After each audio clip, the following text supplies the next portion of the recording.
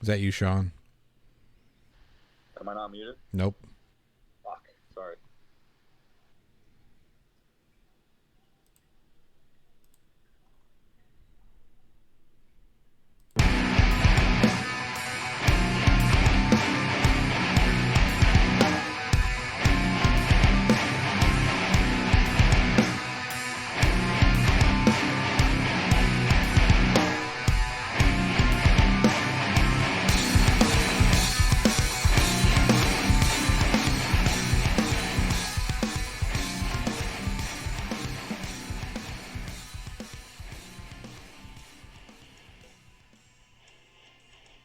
Yeah, buddy. All right. Welcome to the Plot Hole and Weekend Horror's joint debate effort. It's the Master Debaters series. That's right. I said Master Debaters. I hope everybody can hear me. With me is going to be all these awesome people. We've got, what do we have? 4 or 5 people? JL, where are you at? Let me get you. Let me get you on here. There he is. There's JL. If you want to do your thing for the Weekend Horror, and then we will get into this. I'd love to. I'd love you. Thank you so much for having this. This is going to be an awesome little series that we're doing here, the Master Debater series. I'm JL from the Week in Horror podcast, and I guess the first thing we're doing, we got a fantastic panel of individuals here representing one entry in the franchise from the Nightmare on Elm Street. So we'll be tackling the first 6 films that are considered part of the original story. So I guess we're going to see who's going to come out on top on this bad boy. Yeah, we're going to see who comes out on top indeed. All right, so the best way to get involved with this is to make sure you participate in the live chat. We have a giveaway, so we're going to be doing some trivia questions throughout, and you can win this guy right here. So in the live chat, we'll keep an eye on it. If we have a tie with whoever gets the most correct answers, and we'll do a random drawing. So yeah, lots of fun. I'll keep an eye on that. You can directly support the stream by going to theplothole.com. You can donate whatever amount of money you'd like. You can also go to patreon.com/theplothole1 to become a Plothole Patreon. Weekend Horror, you guys have a Patreon too, yes? We do. You can check us out at patreon.com/weekinhorror. We just actually added a new tier, a $1 tier. If anybody would really like to support us and the production value of the show, we have big goals coming in mind. We're trying to move it permanently into a studio. Kind of improve the special guests that we have coming on. So lots of things that we have in store as we come along. We're already going into our 35th episode, which drops tomorrow at 12. So you can check us out at weekinhorror.net or anywhere where your favorite podcasts are hosted. All right, now you've got somebody else in with you as well. Yes, when it comes to the Weekend Horror, that's going to be this guy right here, my main man, co-host Eugene. All right. Hey, what's up, everybody? Eugene, tell us a little bit about yourself. I'm a co-host also for the Week in Horror podcast. Grew up watching movies and basically gonna go talk about some horror movies. All right. So after, oh man, what are we doing here? There we go. No, that's not what I want. Go away there. There it is. Okay, so who's tackling number 2? That's going to be this guy right here. Wait a minute. Arnold Schwarzenegger's tackling number 2. What happened to Glenn? Here I am. Hey, what's up, guys? So Glenn is now Arnold Schwarzenegger. Yeah, can you see me good? No, because let me get in here and let's see here. I just need to. There he is. That's a little better. Now we can see you. All right. So Glenn, give us a little bit about yourself, and then we'll go on. I appreciate you guys for having me. It's really cool. First one ever, so figure I'd show up and show out for you guys. I'll be tackling number 2. My name's Glenn. 33 years old. Have a channel, Sinister Syndrome 86. Get over there, check me out. Pretty much it, guys. Happy to be here. All right. Now, we already heard from JL, who's tackling number 3. So, number 4, we are looking. Where'd you go? Let's do that. We're going to go that one. Then we're going to go that one. There she is. The lovely Brenda, the only woman on the panel today.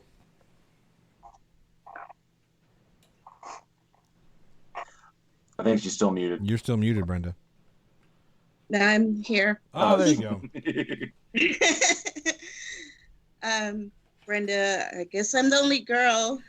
I'm old and Oh, we're all old. I Really now. I'm kind of being like in character mode along with the movies right now. I've been up for over 24 hours and now I'm drinking, so it's like trying to get a little loose and more comfortable with this thing. There we go. All right, we don't have a number 5 because nobody likes that movie anyway. That's all we're going to say.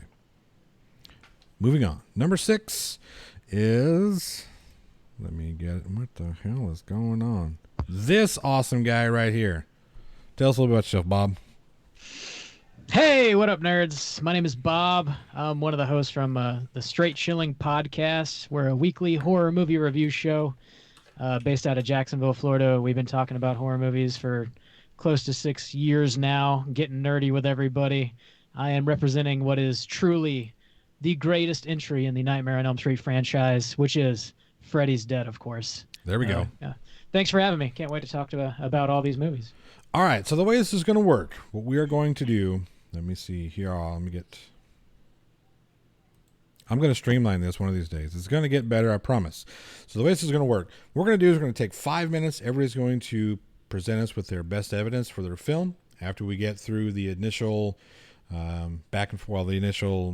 presentations, and we'll go to a light back and forth. Look, this is meant to be fun, not serious. So that being said, let's get on back over to Eugene. And Eugene, All right. you are good to go. All right. Released November 9th, 1984. I bring you greatness. As in the original Nightmare on Elm Street.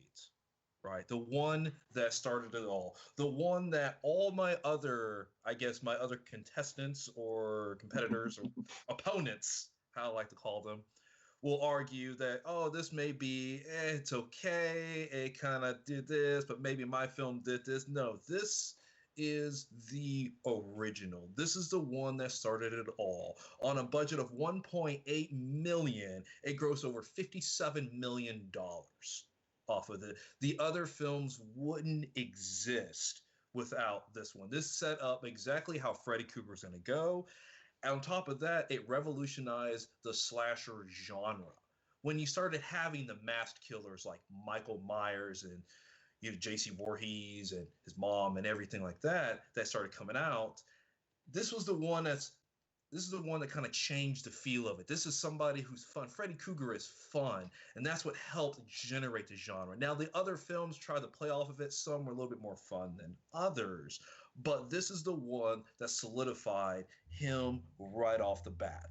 Another thing about this film is, though it lacks kills, in terms of there's only four deaths in this entire movie, each one of them is memorable. People talk about the first death in the series. Tina is memorable. Her being pulled to the ceiling, ripped apart right in front of her boyfriend's eyes in a way that haunts us to this day. And one of the most famous kills with Johnny Depp being sucked into the floor and having the blood shoot out, and using such a small budget. Remember, it's only budgeted at $1.8 million, which in film terms is not that much money. We're able to create a memorable effect. And though some of the other films, they do have some great kills and they have some creative kills, this is the one where every single kill counted. It wasn't, well, we got to kill off a couple people, so I guess we'll just use knife hands and just stab. Just, oh, we'll stab here, we'll stab there. This one, all of them are creative. This is also Wes Craven's baby. This is one of only 2 films in which he directed, wrote, and has credit of story by. So this is while other writers have come in and out and people trying to have different imagining and different re-envisionings of it. This is the way that Freddy Krueger was supposed to be from the mastermind of Wes Craven himself. This is the film that launched the series. This was the film that got Freddy Krueger on the American Film Institute's list of top greatest 50 villains of all time. This is the one that takes this is the one that takes place. This is the one that solidifies all. This is the one that makes Nancy Thompson the character. Her death in later films hurts more and you feel it more because of her character in this one, because we follow her. This is also has the twist because it makes it seem like in the very beginning Tina is the final girl. She shows all the signs of the final girl, and then it switches right on top of that. So not only do you have a creative villain, which solidifies Freddy Krueger, it also has a nice twist. It's a solid story. And like I said, every single kill takes precedence. It matters. It means something. Nothing about this film is wasted. And according to the Academy Science Fiction Fantasy Horror Films, nominated for the best horror film over in 1985. So I'm telling you right now, the first one is the best. Are there other ones in the series that are great? Sure. Some of them are great. Some of them are better than others. I will give them credit for that. But when you want the best film, when you want to get somebody into the Nightmare on Elm Street series, where do you start? You start with the first one, because the others won't make sense. You want to know why Freddy Krueger's great? You watch the first one. And I yield my time. All right. Thank you, Eugene. That was very, very compelling. Very compelling. Loved your intro. I do agree with you about number one being one of the better ones. And Iron Tusk in the chat says Johnny Depp gets slayed. Yeah, it's probably my favorite Johnny Depp film because I am not a Johnny Depp fan. But that's just me. All right, Glenn. While you're kissing puppies. Yeah, he's all in my lap, man. He won't get down. I really like one of you guys, especially Glenn. His name's Glenn in there. I thought that rocked. You know what I mean? Growing up. Hell yeah. Come on, Bubba, go. But yeah. Right, let's make sure we can see you there. Hopefully everybody got you in All right, so I just jump into mine, right? I guess. All right, so yep, the floor is yours. Well, actually, before we start, we're going to start the trivia. All right. So, first trivia question and answer in the live chat. How did Amanda Krueger become Freddy's mother? How did Amanda Krueger become Freddy's mother? Go. All right, Glenn. You're up. All right, cool. And mine is, of course, number 2. A lot couldn't have happened without number 2. I was doing some research online. I mean, number 1's great and all, don't get me wrong. A lot of iconic kills in there. But number 2, without number 2, it wouldn't have set it up for all the other ones to come afterward. Because Freddy Krueger almost didn't play that role. I mean, they had a guy that they had set up to play it because they thought anybody could just wear a mask and, do the thing. But come to find out, they was totally wrong because Robert Englund brought everything to that role. So they said, do whatever it takes, get him on board. So without that, I feel like, and I could be wrong, wouldn't have been nothing after that. No, it could have been that, but it would never been what it would have been like part 1. You know what I'm saying? So with that being said, I'm going with number 2 because it sets it up. And some interesting things in the opening. Bus driver scene, got Freddy in there. It's really Robert Englund playing that scene. And the first time you see Freddy in that movie, it's not Robert Englund, it's that guy. So I thought that was cool that they brought him in and continued on with the franchise. So even though Wes Craven didn't, direct the movie, it was screenplayed by him. It was pretty cool. So I think John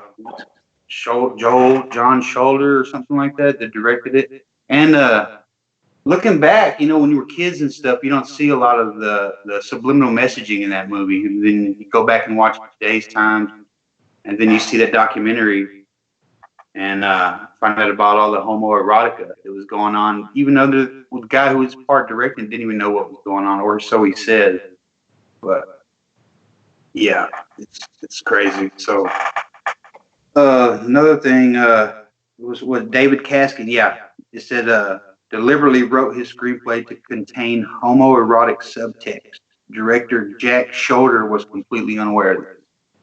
I don't know how true that is, but even they didn't even use the same special effects makeup artist, so they were still figuring things out with Freddy Krueger. Where's it going to go? How are they going to go with the series and stuff? So they screwed up thinking they can do it without him. So they originally brought the old special effects artist back, and the rest is history. You know what I mean? So number 2, I could be wrong, but great acting in that. It's the first male role, so all the rest have been female roles, lead acting role. So I thought that was pretty cool. And I yield my time. All right. Awesome. Thank you, Glenn. Now here comes probably the second biggest goofball. All right, let's get to trivia question number 2. All right.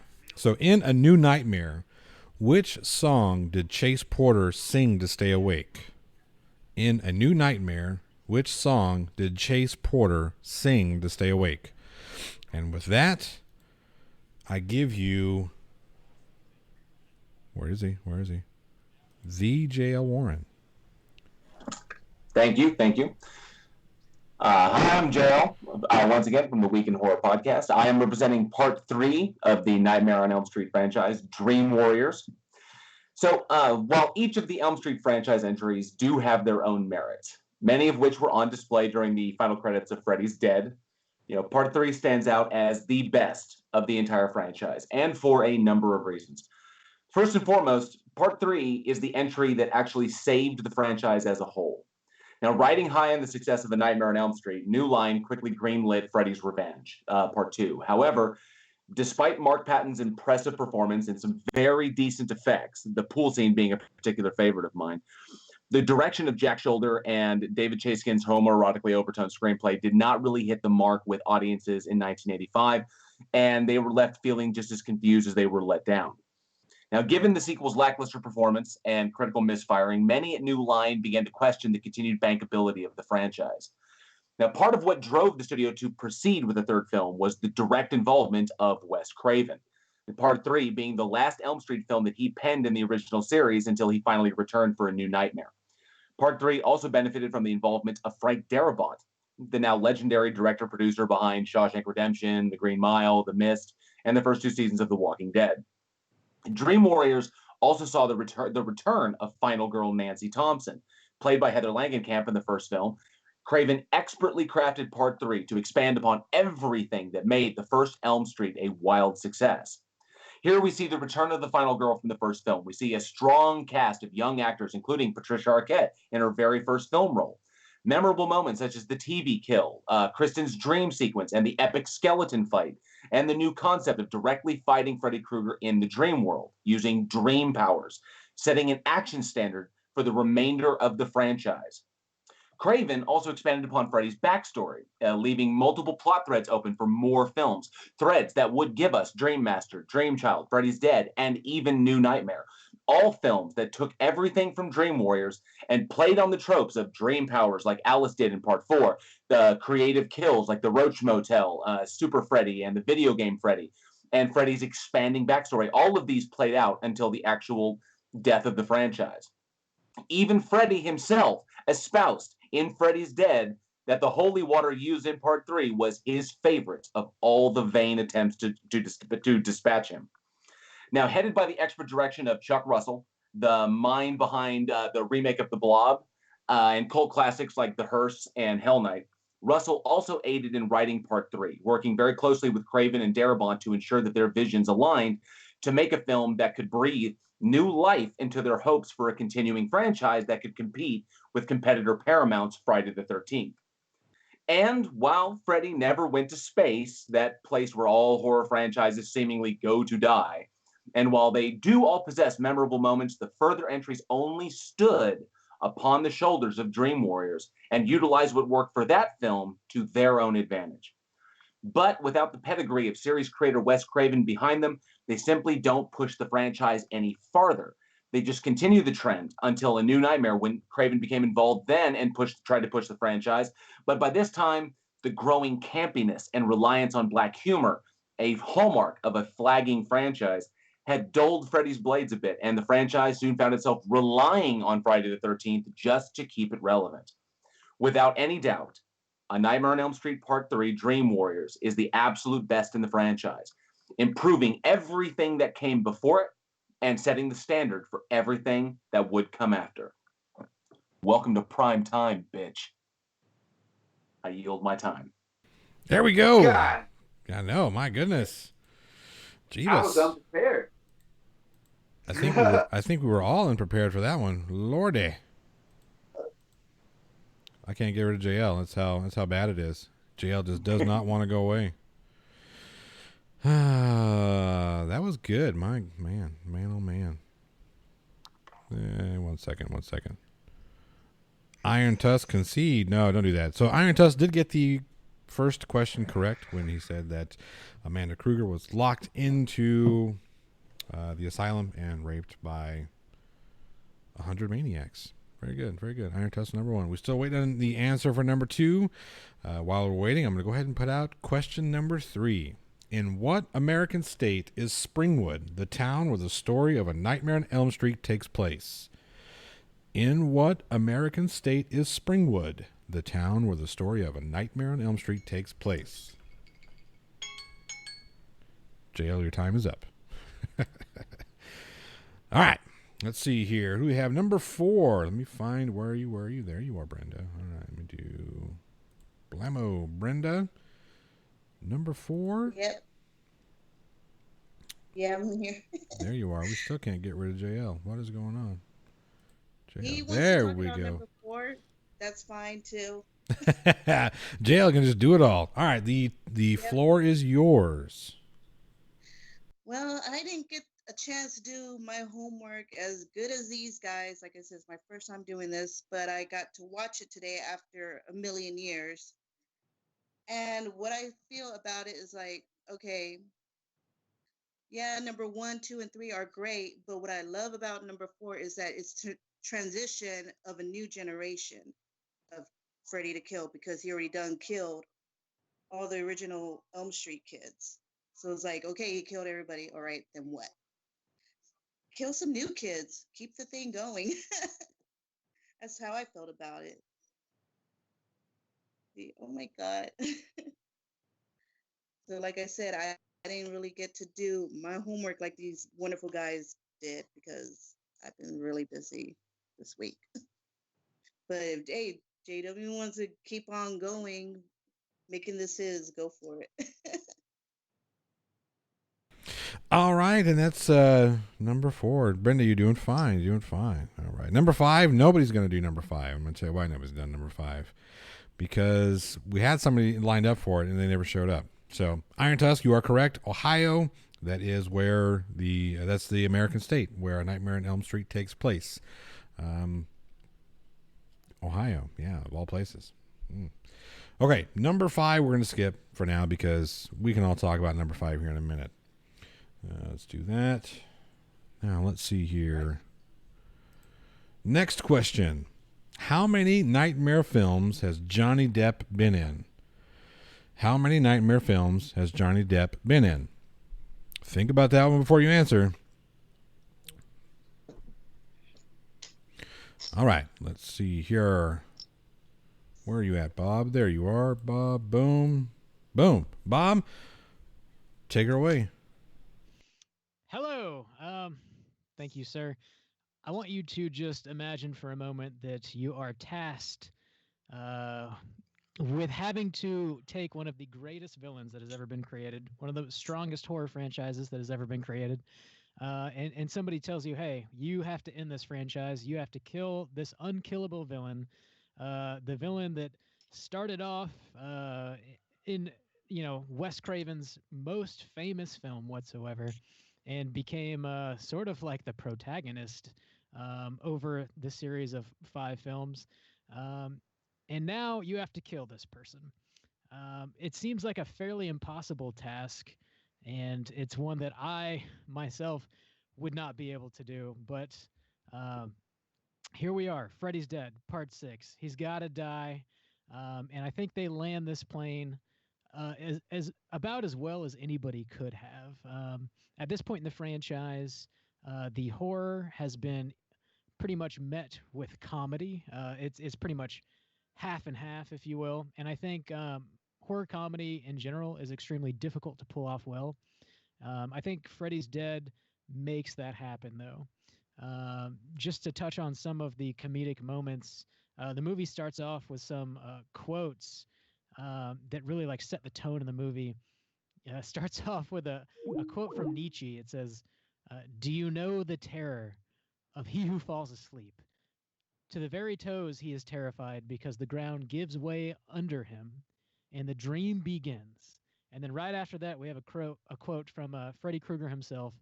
Of course, "Welcome to prime time, bitch." So that sort of like gets you in the right mindset for this movie. Equal parts horror and comedy. We then launch into this like bizarre Wizard of Oz homage with our main character, and of course he he sees Freddy Krueger flying outside the window on a broom, and he says, "I'm going to get you pretty in your little soul too." So it really leans into the comedy right from the get-go. It also leans into the horror just as well, though. Very beginning of the movie, again, it sets up that we're like 10 years into the future, and at this point, Freddy has killed literally every kid in Springwood except for our main character of this film. And how terrifying is that to imagine? Also, as the film continues to unfold, we see that Freddy has gotten so strong that he's able to blur the lines between dreams and reality, and he's actually able to sort of cross into reality, even to the extent that he's able to wipe people's memories, which is truly horrifying. The kills that happen are extremely inventive in this film.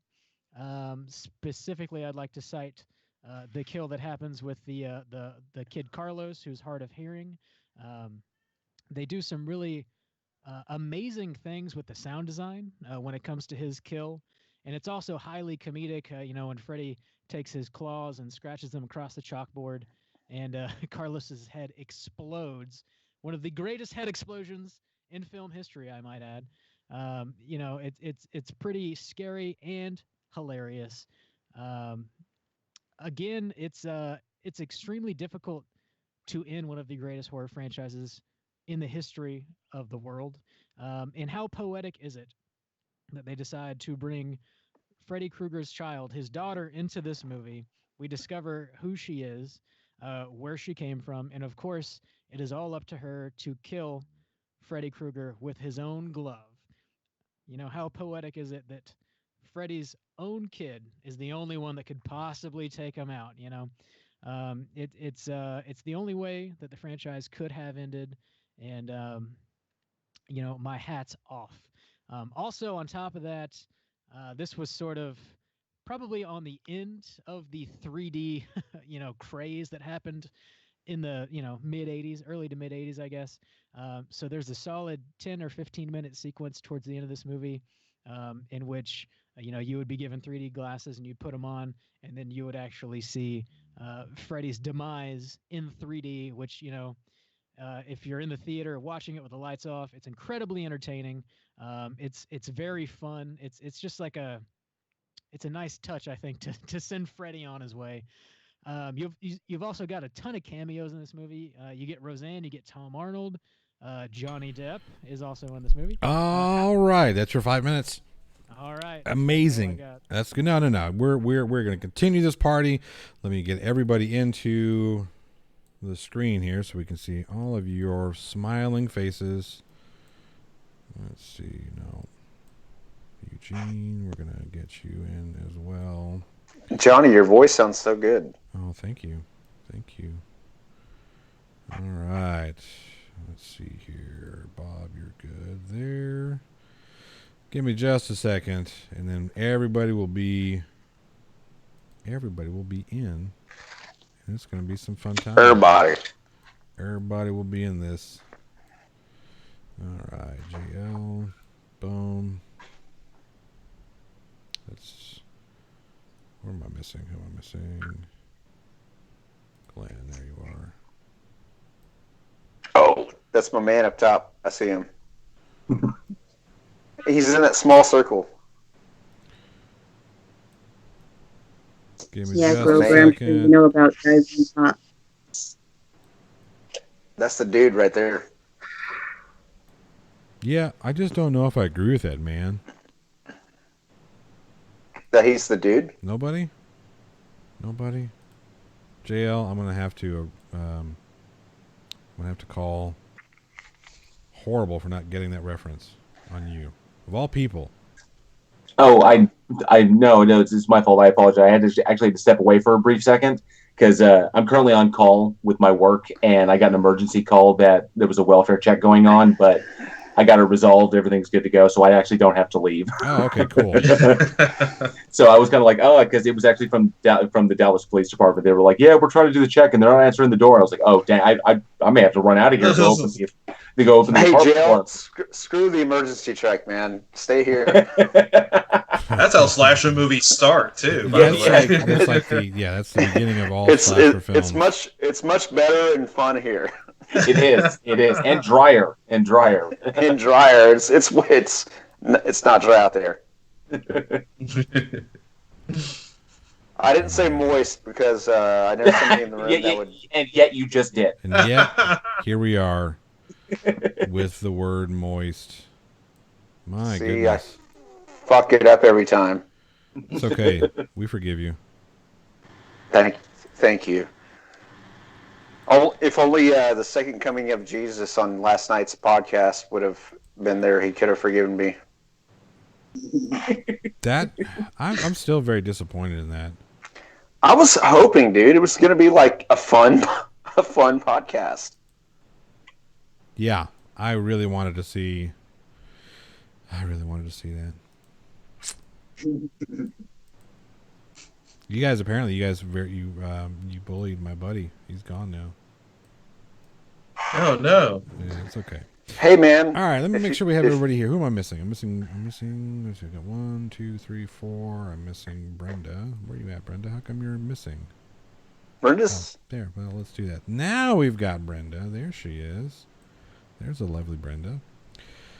All right, so I've got 1, 2, 3, 4, 5. Yep, 5, and then Keith is the voice. Yes, sir. Is the voice of God in the background. Okay, so this is the part where we're going to start doing some question and answer. So I'm going to ask you a couple of questions, and then you guys will answer, and we'll go 1, 2, 3, 4, 5, 6. Right? So we'll go in order, and defend your best answer. All right. So in A Nightmare on Elm Street, what was the best kill in each film? Eugene, we'll start with you. The best kill probably would have to go with just the iconic Johnny Depp with the blood splaying on the walls. He gets sucked into the bed and the blood shoots out, and just the way they did that, the way they filmed it, and plus you get to see Johnny Depp die. Again, always going to be my favorite Johnny Depp film. Oh yeah, I forgot. I'm supposed to ask a question. Hang on just a second. All right, let's see here. We did that one. Who played Spencer in Freddy's Dead: The Final Nightmare?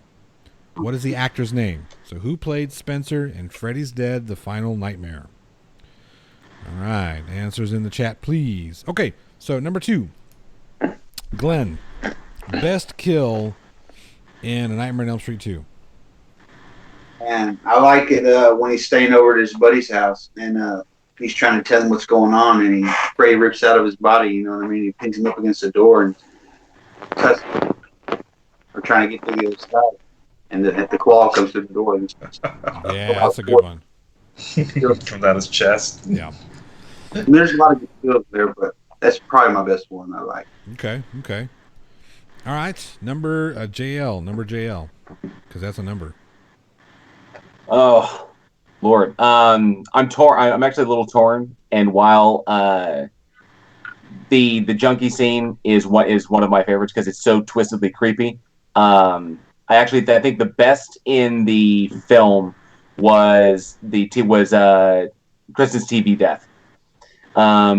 that was my absolute favorite, just because not only was it was quick, it was fast and graphic, but we come to really really like the character a little bit. So we feel bad for her, her trying to keep herself awake by burning cigarettes on her arm and everything. But when when Freddy comes out of the television, the robot, the metal arms come out of the side of it and pick her up, haul her up, and it gives us the iconic line that I think we've said like 3 times so far tonight. Welcome to prime time, bitch. And jams her head into the screen, and then Larry Fish, a young Lawrence Fishburne, comes running in and sees her hanging headfirst out of the television screen, which is like, how the hell does that happen? It's just it's an epic scene, and everything that makes Nightmare on Elm Street great is on display in that kill. That's right. Welcome to prime time, bitch. All right, so collectively, we're at number 4. Brenda, what's your favorite kill in number 4? My favorite kill was the roach scene. Yeah. I like it because the whole where she keeps repeating herself over and over while she's trying to go help her friend, and during all that time, she's becoming a roach. It's like crazy because I have a lot of dreams like that where I'm doing the same thing over and over, and it's like, it's like feels so close to my reality, and it's crazy at the same time. Like, I hate roaches at the same time. The whole transition of her turning into a roach is amazing. So it's like everything about it, I just that. All right, yeah, that's a good one. That's probably my favorite from number 4 as well, just because it's turning into a cockroach. I mean, all right. So number 5, we're going to kind of do this one collectively because we didn't really talk about number 5 because it's not the best. Do it. I don't know. For me, I think the best part about number 5 was the soul pizza. I'm going to go with that one. Force feeding. The force feeding. Yeah, that's a good one. Yeah. I really dug. I always dug Super Freddy just because it's so campy. And it's so it was so in line with the franchise at the time. Just he gets his ass kicked, then he comes back more powerful. It's just like the freaking the mock-up of the Superman lines there, which is that shit was just funny. And seeing a puffed up bodybuilder with the Freddy makeup on was just hilarious. Yep. Oh, okay. Iron Tusk got number 5 correctly when he said Breckin Meyer played Spencer in Freddy's Dead. Very good. We still need answers to number 2 and number 4. So, A New Nightmare, what song did Chase Porter sing to stay awake? That was Losing My Religion by R.E.M. Nobody got that one. And then number 4, how many Nightmare films has Johnny Depp been in? Johnny Depp has been in 2. He was in the first, and Freddy's Dead with his cameo. Of course, I forget what his credited name was. It was something weird. It wasn't Johnny Depp. It was some... It was seen on TV or something like that. Some shit like that. All right, and then we've got, let's see here, what is Freddy's address? And by his address, I mean what's the address? I guess it would be Nancy's address in the first film. So his email address? Physical address? His email address, because they had email back then. What is Freddy's mailing address? That's a good one. All right, now while we think about that one, let's do what are we at? Number 6. Bob, best kill number 6. Nice one, Johnny, on the email. Best kill of Freddy's Dead. I'm gonna go with Freddy's death. It's kind of perfect, like I mentioned already. His daughter takes his own glove from him, slices his chest open, takes a pipe bomb, rams it inside of his chest cavity, tells him Happy Father's Day, and his last words are just, kids, and then he explodes. His head explodes, and then another head comes out of his head. That head explodes, and then you get like these weird 3D worms that are swimming around. All of this is in 3D, by the way, because the last 10 or 15 minutes of the movie's in 3D. And then that's the death of Freddy. And of course, we zoom in on his daughter, and she says Freddy's dead. Roll credits. It doesn't get much better than that. Very good. Yeah, that is tough. That is tough to kind of come back from. All right. Okay, now, second question. What is the best Freddy one-liner from your film?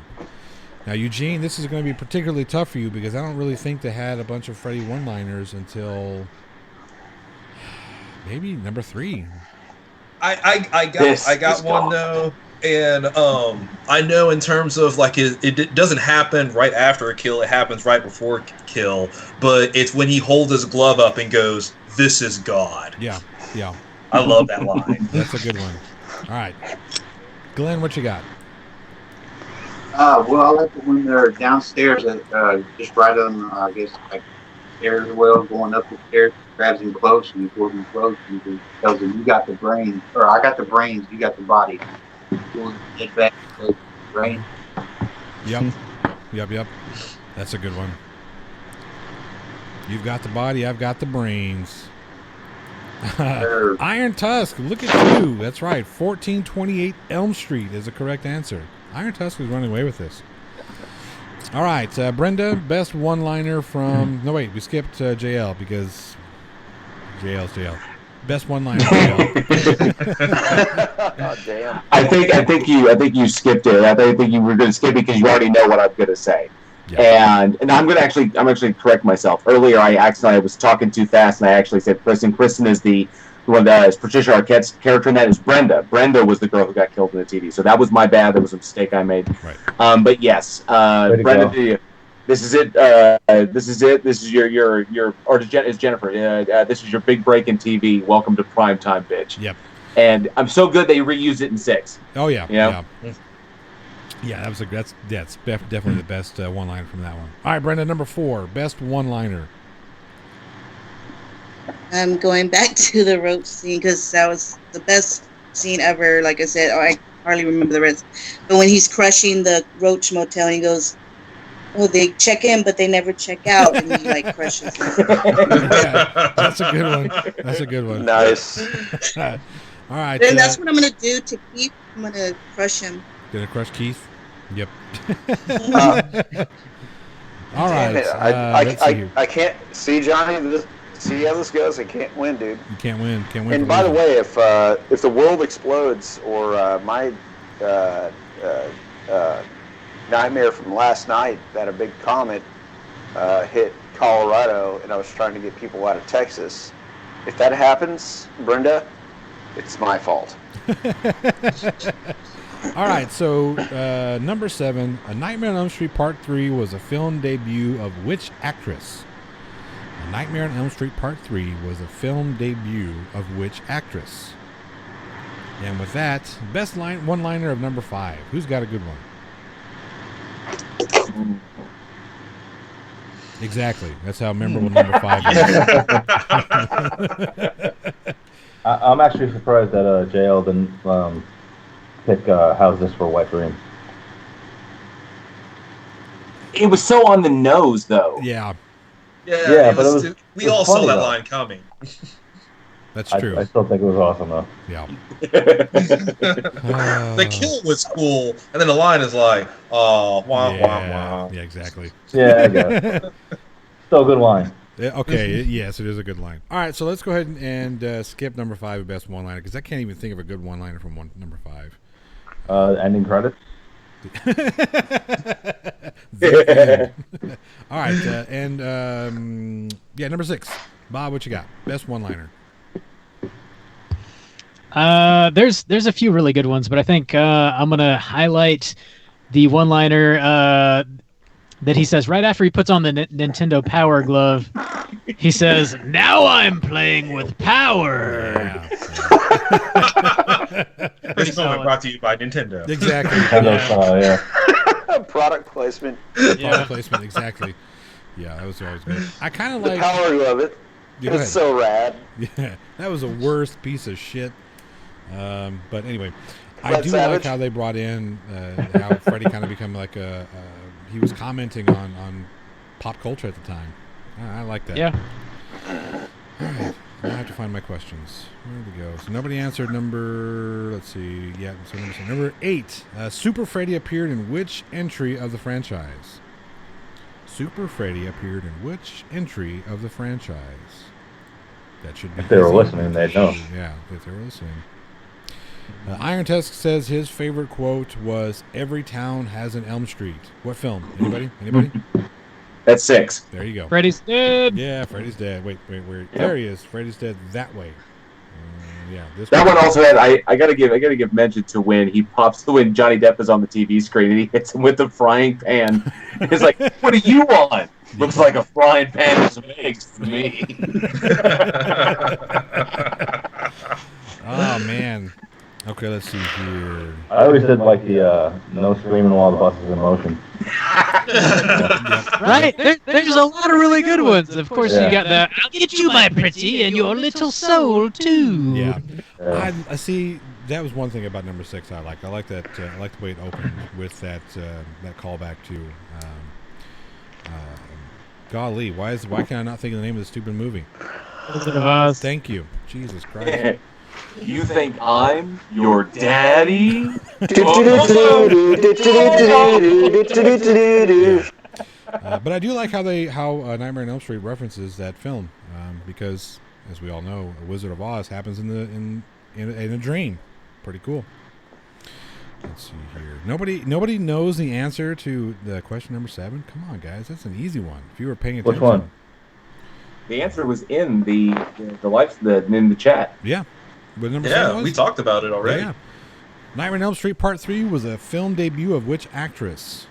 And then Super Freddy appeared in which film? Which film did Super Freddy appear in? So those two need to be answered. And then, this is good because this one should be an easy one. Iron Tusk or anybody who's listening should be able to get this one fairly easy. What did Freddy use to beat his high score? What did Freddy use to beat his high score? We just talked about it, so that one should be easy. All right, so which film and why has the best effects? Yeah, best practical effects. Well, for the time, the original one. Yeah, I mean, I have to say the original, based off of the budget that they had to work with. I mean, they had almost nothing to work with, and still able. I mean, they actually built upside down rooms because with Tina's death, they built a full upside down room so she'll come up on the ceiling, and then built that miniature upside down room for Johnny Depp's death. On top of that, they're just trying to throw stuff together to see what would work and how to make it work. And so, just based off of budget and practicality, the first one would be the best. Okay. Glenn, what do you think? My favorite skill? No. Best practical effects. Why does number 2 have the best practical effects?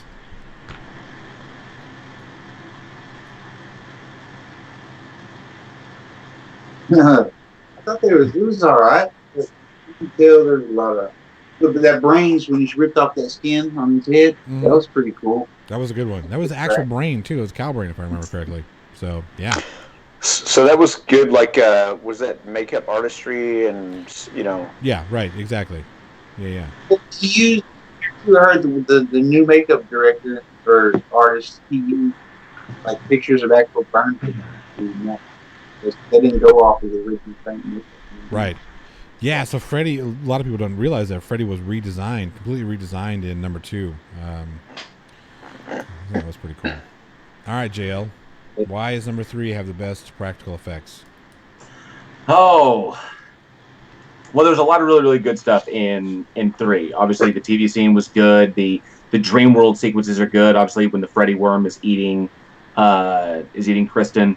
For the time, I'm going to say it was the best, but if you're talking best out of the entire franchise, why is number 3 the best? Oh well, number 1, they created the entire dream the entire dream world. That was the first time we'd ever actually seen it really on display because you go into the dream using dream powers. So that gave the set designers and the art and the art department a chance to really, really play with creating environments that were mishmashes of Freddy's imagination and the victim's imagination. So we got to see a lot of creativity in that realm, which set the standard for the rest of the franchise. And then, of course, little bits and pieces that were just thrown together. The fight sequences, I love the practical effects of when Freddy had the syringes on his fingers, and what a rush. I love that. That sequence was good because it gave teeth to Freddy in the dream world and allowed it to get creative. And so all the things that they added in there, because it was the chapter that opened up that realm of exploration for 4, 5, 6, 7, and so on. All right. Brenda, why is number 4 the best with special effects? It seemed like in number 4 they start, getting more into the digital, like computer type effects. So I thought it was pretty cool that when the souls got free, you could actually see them flying away, out of Freddy's body, and how he was being torn apart by all the little hands and the souls, and I thought that was really cool. And it seemed like they start getting better as the movies progressed going. So I think they were like really trying to step it up in part 4. All right. And I'm going to tell you why number 5 has the best. It doesn't. And credits. And credits. There we are. All right. Now, Bob, I think you've probably got the most compelling argument here when it comes to best special effects. So I'm going to let you go on with that one. Okay, thank you. Well, they literally dropped the main character, John, out of an airplane not once, but twice in this movie. He falls from the sky twice in this movie. They also put an entire house inside of a tornado, which is very difficult to do, as I'm sure you're all aware. So they also they have a kid embedded inside of a video game, a real-life video game. Again, very difficult to pull that off. Not to mention, like I said, the 3D spectacle that happens towards the end of this movie, also very difficult to pull off. If that's not enough to solidify why Part 6, Freddy's Dead, has the greatest practical effects, I don't know what else I can say. I tend to agree. I think that number 6, I would have to look at the first and the last in this series. The first one because of again, the fact that there was zero budget, and it felt more real.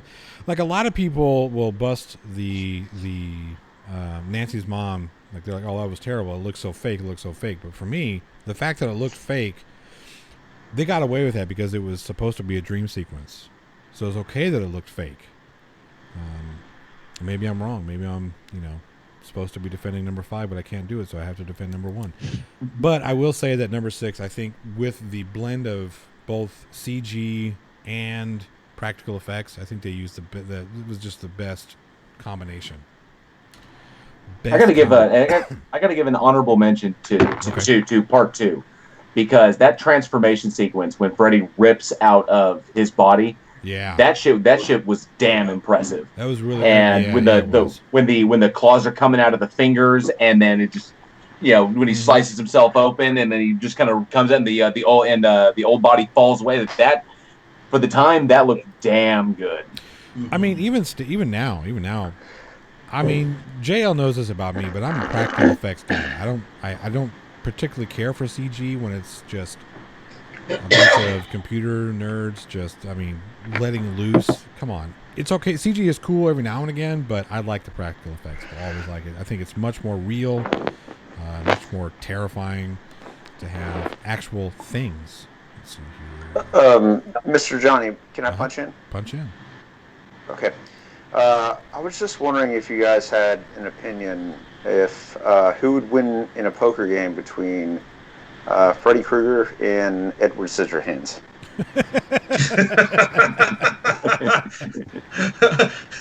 How many times does Freddy Krueger have to kill Johnny Depp?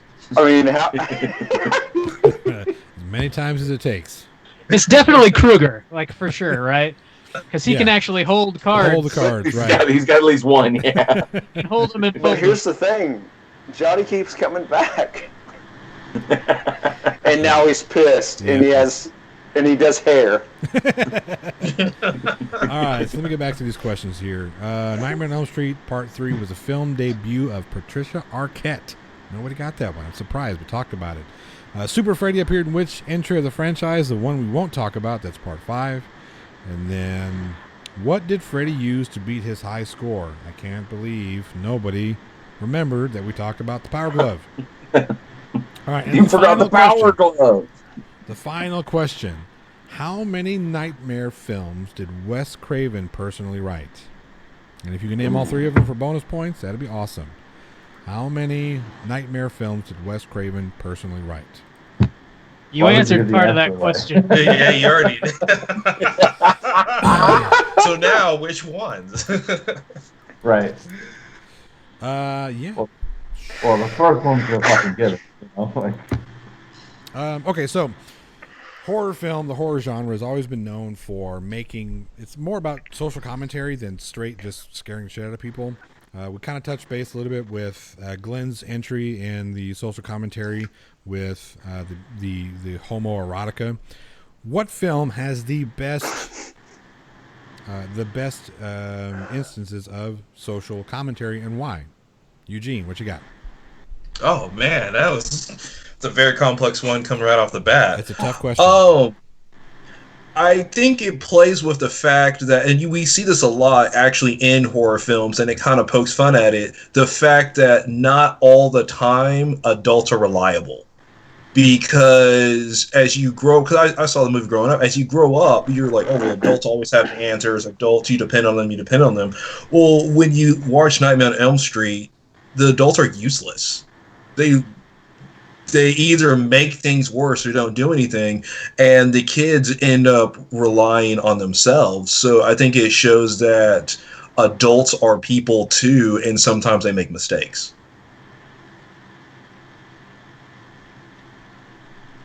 So, yeah. Okay. Nobody else wants to chime in. That's cool. Glenn, if you want to go right back in and kind of recap on the... That's a very good, that's a very in-depth interjection there. Yeah, that's pretty good. Like he said, the parents are useless. Because like in Part 2, man, you see the bird scene flying around and shit. Things settles down and shit. He thinks his son put a cherry bomb, because that's what he did. He put a cherry bomb in. That's what he did. When he's talking to his wife in the kitchen, he's scolding his son, thinking he had something to do with it. So, right, yeah, they are. And Go ahead, Keith. Oh yeah, in a lot of these, what was it? The one, oh fuck, what's that movie where the aliens came in and he made the mashed potato fucking pyramid thing? Close Encounters of the Third Kind. Yeah. Thank you. Mm-hmm.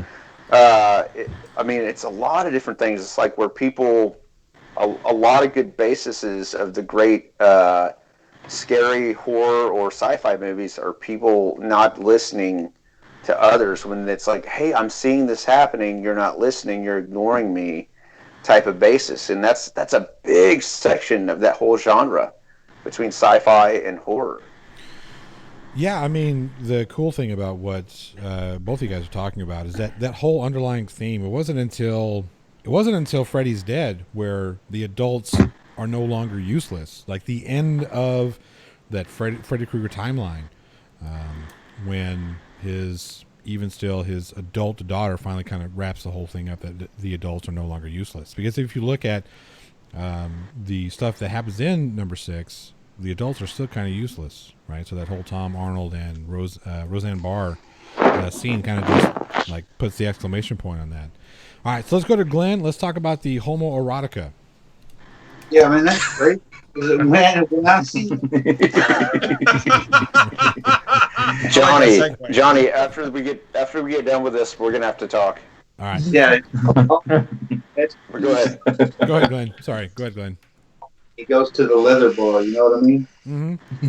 Coach is in there hanging out and stuff. About to pour up a drink, and his coach takes his back, makes him relax and shit. He's in the shower. He pulls him in, strips him down. What's he do? Strips him down, butt ass naked, and started whipping him with cows. You know, If you went that far, you should have used that whole towel roll. You know what I mean? They stopped at like 3 towels. You should have skipped. Yep. Yeah. Good point. In all movies, subliminal messages, I think they tell you a little bit about what's happening in our time, like around that time the epidemic was popping off. So they were spreading awareness about that, subliminally and stuff. But I can tell you what's happening in our lives, you know what I mean? Through movies. So I always heard, they always told me when I was young, they're doing things, they do it. So how they do it, they put it to you in movies. I think the second one was kind of awesome that nobody knew that the lead was actually homosexual. Like he hadn't fully come out yet, and that whole scene that you talked about earlier, where Freddy is coming out of, what is his name? I forget his name. Anyway, when Freddy's coming out of the lead character, that's kind of, hey, you know, I'm gay. Mark Patton. Yes. Yeah, he's actually a good actor. He did a damn good job in that movie. I got to give him He did. Very impressive performance. All right. It is. JL, number 3. I gotta riff on this because well, I wouldn't exactly call it subliminal. Horror has always been a sort of mirror as to social issues that are going on at the time. It's always been a reflection of the kind of underlying demons that society is facing, and put through certain lenses. But one common theme that's always gone through pretty much I've seen in all of the Nightmare on Elm Street films was the common themes of denialism and deep-seated trauma.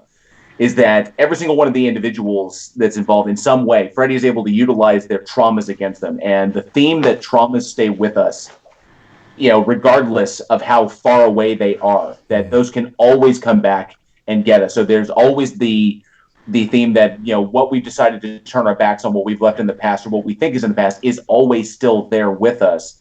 And us not dealing with it is just as dangerous as is incredibly dangerous. If we just ignore it, it eventually will come back. It'll come back in the worst ways. Right. Personified here by a dream demon that generates it and uses it against you. But then that goes into denialism. But the parents denying what's going on, denying their roles in Freddy's death, denying their children's pleas for help, and then they themselves denying it as well, like denying the need to deal with these things, like trying to keep themselves awake, using shortcuts, and that there's no way around these things. We cannot deny our grief. We must deal with it. Otherwise, it can be used against us. Yeah, that's how they beat them too, though. That's how the parents beat them. Those forget about it, So when the kids are saying they're trying to brush it off, like, forget about it. Really, they're really telling them the truth. Forget about that shit. You'll be good. You know what I mean? Yeah, that's kind of an interesting point that you bring up there. Is that even though the parents were seemingly useless, they kind of give Nancy the solution. Just turn your back on it. Forget about it. Interesting. And yet he keeps coming back. Yeah, well, I mean, so it's not working 100%. It's called a cash grab. Damn it, Johnny. In that sentence, do you mean like don't give Freddy power, turn your back on it, so basically, and forget about it, so he cannot come back. Right, and if you look at the. We're not talking about the crossover. We're talking about the crossover. When we get there, that's kind of the thing that brings Freddy Krueger back, so everybody kind of remembers him. All right, JL, number 3. What you got?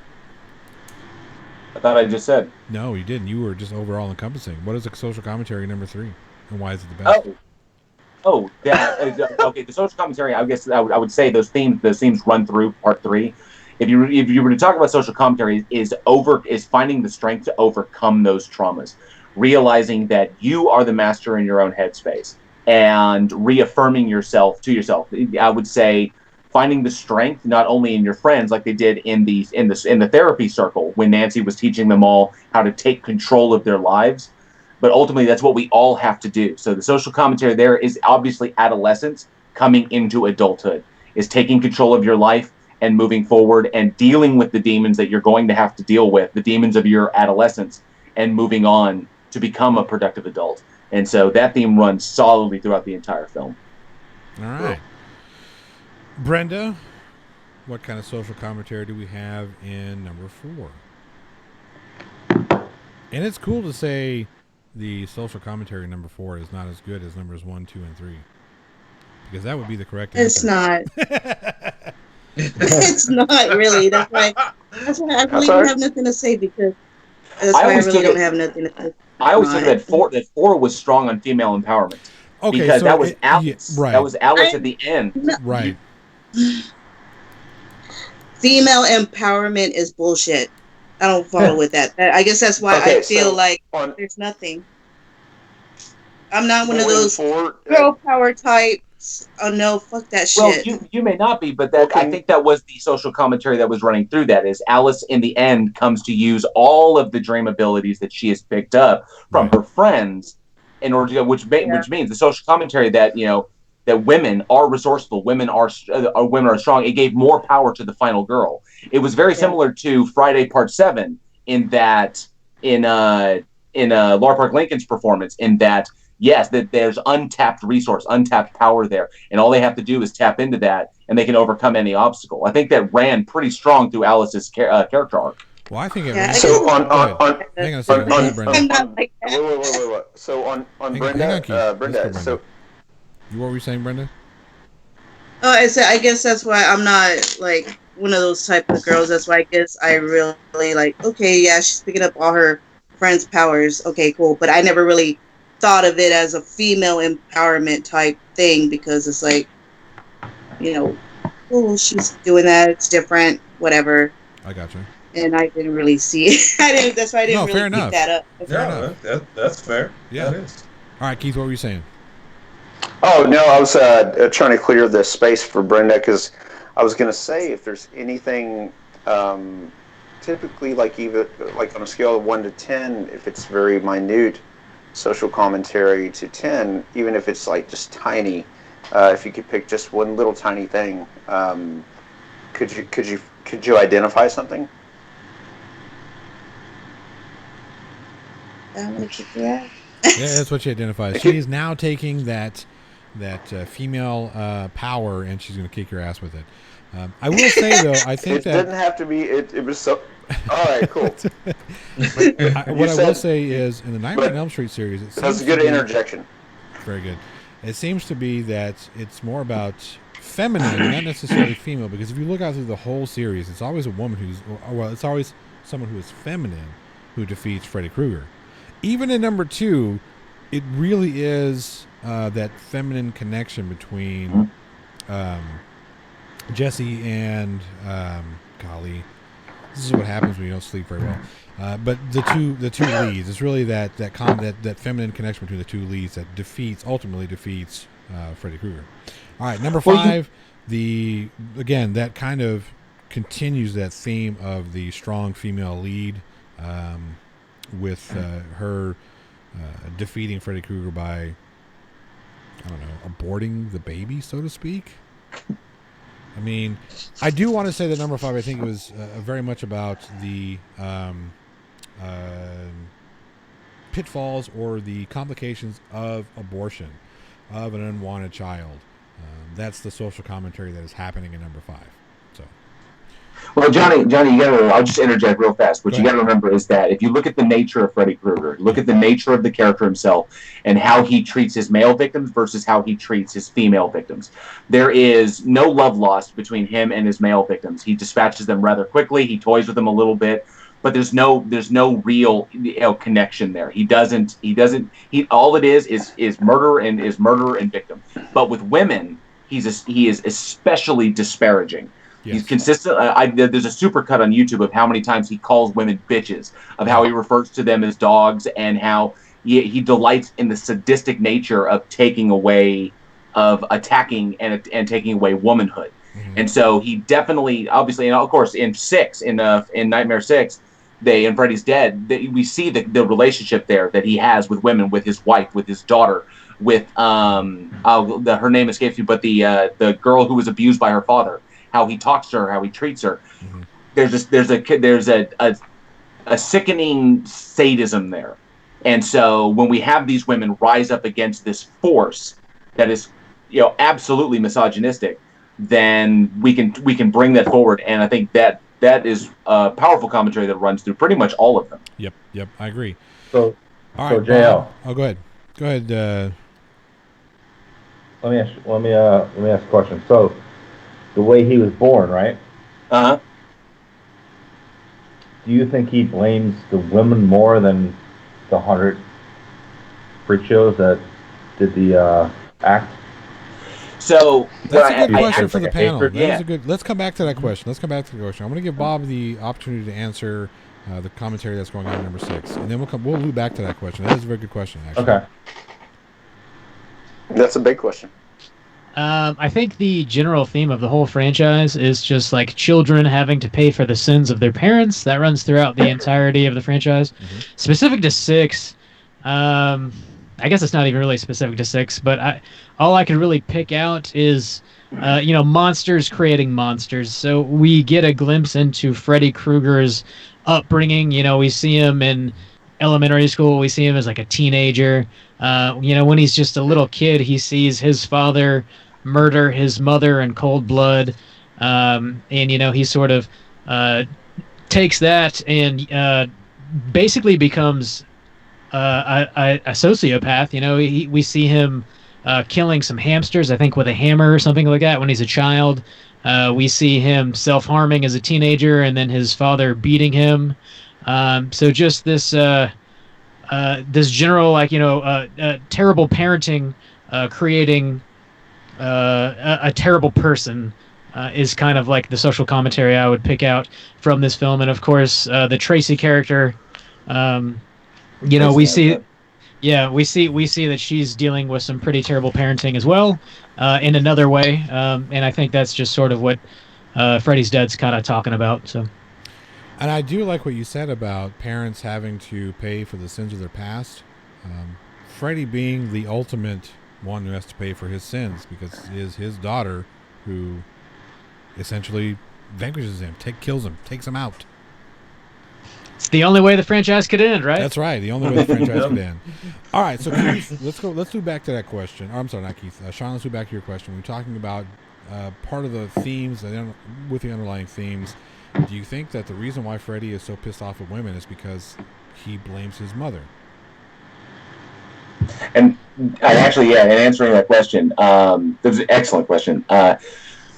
You can tie it into two things. It was not only the traumatic events that happened to his mother that conceived him, but then the history. Obviously, the word of that would get out, which is why the children are chanting it at him.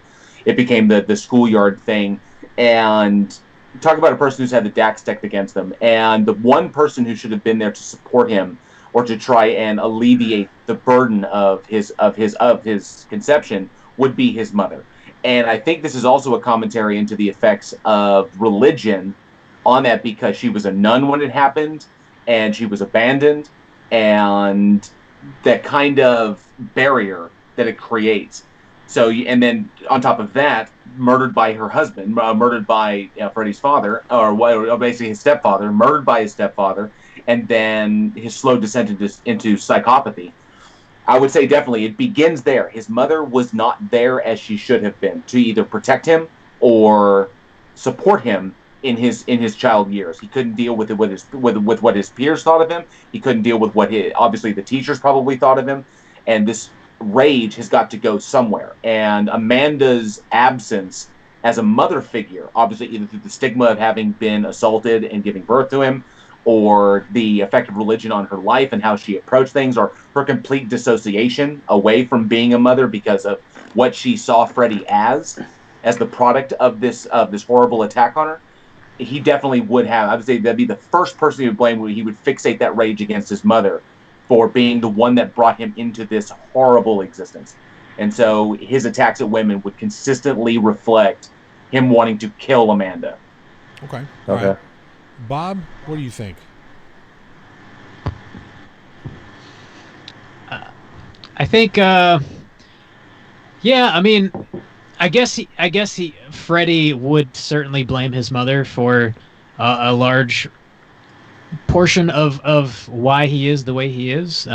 You know, like I mentioned earlier, we get a glimpse into his childhood, and I imagine at some point, it's not like shown specifically in Freddy's Dead, but I imagine throughout the course of his upbringing, his father has brainwashed him to believe that his mother was a terrible person, and you know, he probably did what he had to do, which ultimately, you know, he strangles his mother in cold blood, and it's very, very horrifying to watch, regardless of how old you are, and because he's at such a tender age, and you know, he's very easy to manipulate at that young age. You know, he's going to believe whatever his father figure tells him. So, you know, if his mother was a terrible person, then growing up thinking that the woman that bore you was a terrible person, I guess you're going to go ahead and project that onto the rest of the females that you might encounter throughout the rest of your life, and you know, that leads to these horrible things that he does throughout the entirety of the franchise. Okay. That is a very difficult answer to follow. So we're just going to switch gears, and we're going to go with who has the best Scream Queen? Oh. I know. Is this just Elm Street or? Well, yeah, sort of in the Nightmare on Elm Street series. Number two is going to be very difficult. I got to say that Freddy's Revenge is going to be very difficult to top when I'm talking about Scream Queens. Well, the girl in number 5, you know, because it was such a great movie. So let's start with Freddy's Revenge, and why that has the best Scream Queen.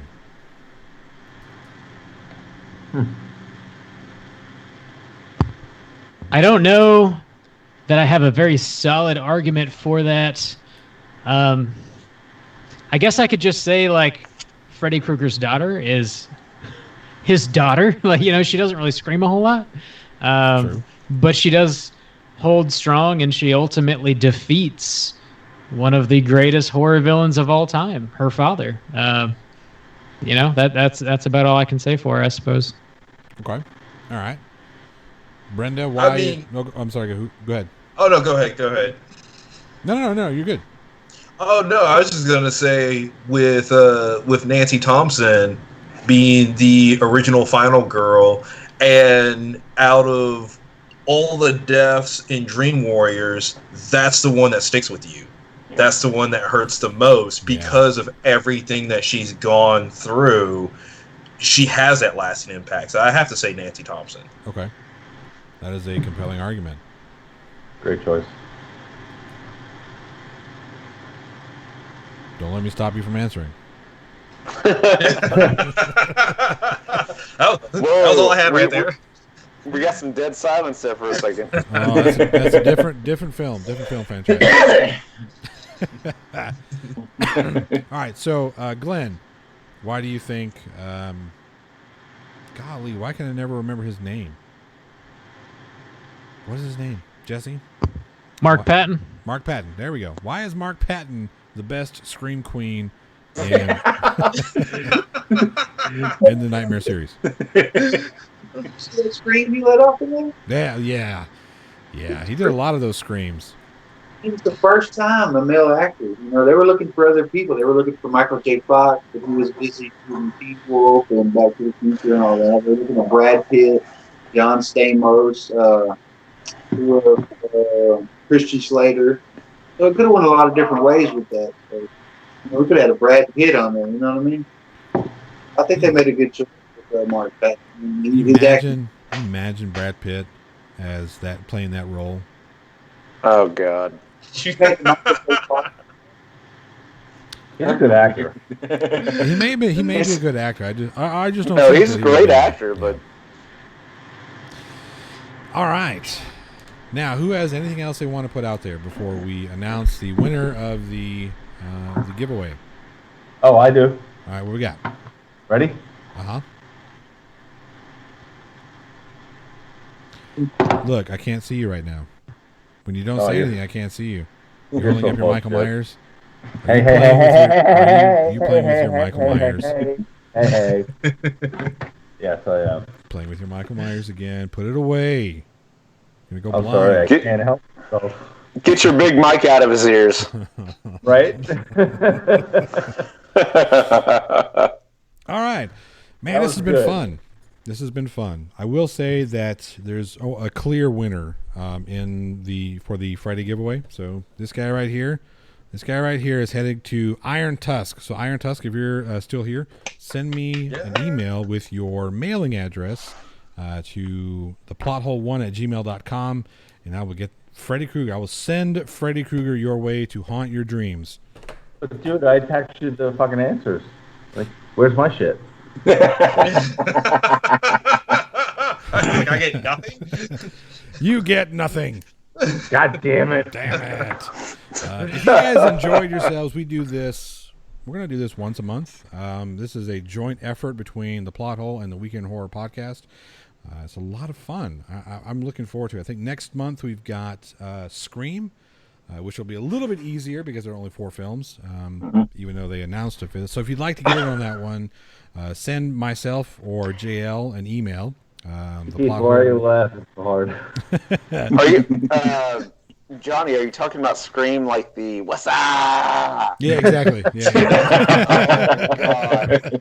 Exactly. Good. Yeah, this is gonna be a fun one. It'll Did be you a see fun the one. new? It's gonna be fun. Chilling. Yep, Killing. Did chilling. you see the new What's Up video? I did see the Let's new not one. spoil. Let's not spoil all of They it. try to go serious with it. That was not cool. Don't take No, something yeah. funny and go serious with You it. can't go serious with it. Yeah, So no. every month, and again, we're going to do this next month with Scream. So if you want to get on that debate, send myself or JL an email. And JL, what's your official Weekend Horror email? You can hit us up at weekendhorror@gmail.com. Sweet. Gmail.com. I'm gonna spam the fuck out of you. Bring it. I want to thank all of our panelists today. Bob, now you're a transplant from another horror podcast. So plug away and then send me links so I can put links in descriptions whenever this goes back. This goes back on the channel. Yeah, I am one of the 3 hosts of Straight Chilling Podcast Horror Movie Review. We're a weekly horror movie review show. You can find us on iTunes, Spotify, anywhere you get your podcasts. You can hit us up at straightchillingpodcast.com.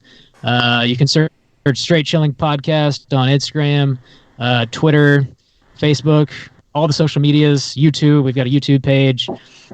We've got close to 300 episodes. You can hear us talk and talk and talk and talk until you can't stand it anymore. But yeah, hit us up. We're on Patreon as well. If you want to throw us a few bones, we'd certainly appreciate it. We've got bonus content on Patreon as well.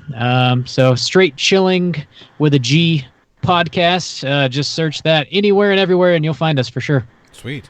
We'd love to have you back. So if there's any film series you want to come back on and debate, let me know. Because it'd be awesome to have you back here. Who else we got? Eugene. I mean, I guess we could let you say something. Well, yeah. Oh, thanks. You just squeezed me in for a little bit. God. It was like, yeah, we'll give you 5 seconds. Go. All right, you're real quick. done. Tanner. No, I had more time. You two was kind of quiet tonight, so I mean, fuck them, you know. All right. Oh, Eugene. yes. No! But yes, I'm also a co-host of Weekend Horror, so just basically everything JL said, you'll hear me also, and we we talk about all the horror films that we love and some that we don't like as much. But either way, it's entertaining. Like Dream was it Dream Child? We don't like Dream Child. Dream Child. Yeah. Glenn, what you got? You want to sign off? You go right ahead. Hey, look, there you have Freddy. You have a Freddy head back there. I see that. Oh, nice. Oh yeah, Yeah. the guy here. Work. He's laying on the ground. I brought him home, put him in the wash. You have That's a pretty awesome. impressive collection, I will say. Yeah. Yes. He's got the Terminator. You down? Guys, I got a YouTube channel, Sinister Syndrome 86. Get over there, check me out. I do unboxings, DVD hauls, Blu-ray hauls. Messing around, really. So I just like to hang out and support my fellow YouTubers in the horror community. Hang out, man. Have a good time, just looking to see what everybody's got. So I'm always looking for people to subscribe to and stuff. I'm into a lot of other stuff, comics, action movies over here, just all kinds of stuff, man. I was born in the 80s. Yep. The 80s are the best generation. I don't care what anybody says. I'll take fuck off. hey, man, you're just saying that because you have loose skin and old balls now. Yeah, no, I mean, All right, Brenda, we're not far behind, so I'll make testicle tea, every day. Oh, Make testicle Jesus. tea, yeah, no. All right, Brenda, you That's what it is. want to give us your good goodbyes? There it is. Bye, everybody. Thanks for drinking. Short, A woman sweet, of and few to the words. point. I like it. Yeah, there we are. Yeah. Keith, nah, you just said it. I'm kidding. Oh yeah, pleasure to speak with you guys. I love making new friends. It was I'm not a horror movie buff, but I learned a lot from you guys. I'm somewhat familiar. My forte is just culinary science, nutritional science, commodity buying, as far as like food goes and things like that. And I just like making new friends, and I enjoyed listening, and I enjoyed the camaraderie. And that's it. Keith is Love you guys. underselling Be himself. safe. Keith is underselling himself a little bit. If you want the best kind of hot burger, he's the guy to see. Don't fucking get me started, man. Right Don't fuck with me. No, but it's nice to meet new friends all the time, and I appreciate you guys. I hope y'all are loving yourselves, loving life as much as we can. I know it's difficult times, and that's pretty much it. The worst thing that a person can do is deny a new friend. So I appreciate you guys. And that's it. Yeah, I mean, it's finally nice to put a face to, because I've talked to you on Discord, No bullshit. Yeah. Yeah. So it's good to put a face to it. I don't know. Yeah, it's kind man. of scary putting a face to you, Sean. Dude, that's coming from Johnny O. I'm Right, kidding. I'm kidding. right now, Johnny O looks like Gary Busey. Like, in his mugshot. Is that what 30 60 grand of washed up cocaine? Yeah. Dude, me and Johnny used to hang out, and he popped on, and we were talking like face to face. I was like, "What the fuck is? Holy shit, man! Are you okay? Do I need to bail you out? Yeah, I need to get you out of prison. Fuck! I got a bail bond. A lawyer. Jesus. Yeah, Johnny looks like the guy that like pedophiles the priest. You know what I mean? Whoa.